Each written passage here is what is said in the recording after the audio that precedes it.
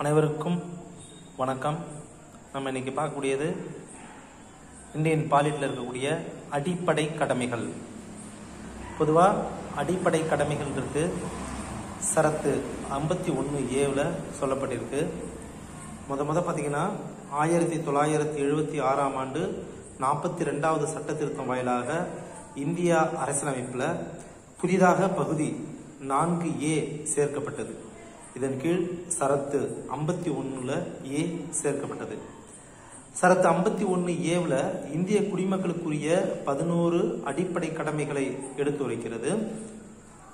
சுவரன் சிங் தலைமையிலான குழு ஒன்று 1976ஆம் ஆண்டு அமைக்கப்பட்டு அடிப்படை கடமைகள் அரசியலமைப்பில் இணைக்கப்பட்டன. அரசியலமைப்பு சட்டத்தில் இத்தகைய 10 கடமைகள் இடம்பெற்றுள்ளன.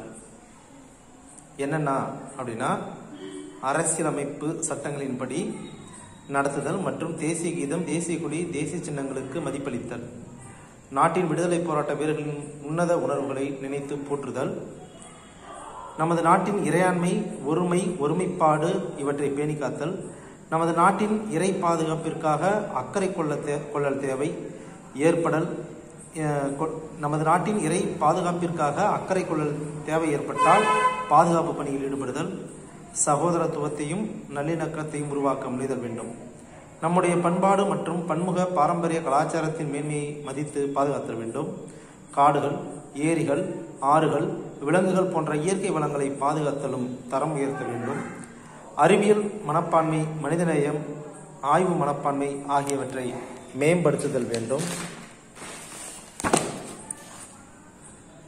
நாட்டின் பொது சொத்துக்களை அக்கறையுடன் பாதுகாத்தல், வன்முறையை கைவிடல், அனைத்து துறைகளிலும் மிகச்சிறந்த நிலையை அடைய முயற்சி செய்தல், நமது நாடு தொடர்ந்து முன்னேறி உயர்ந்த நிலையை அடைய பாடுபடுதல், 6 to 14 வயது உள்ள அனைத்து குழந்தைகளுக்கும் கல்வி பெறுவதற்கு வாய்ப்பை ஏற்படுத்தி தருதல்.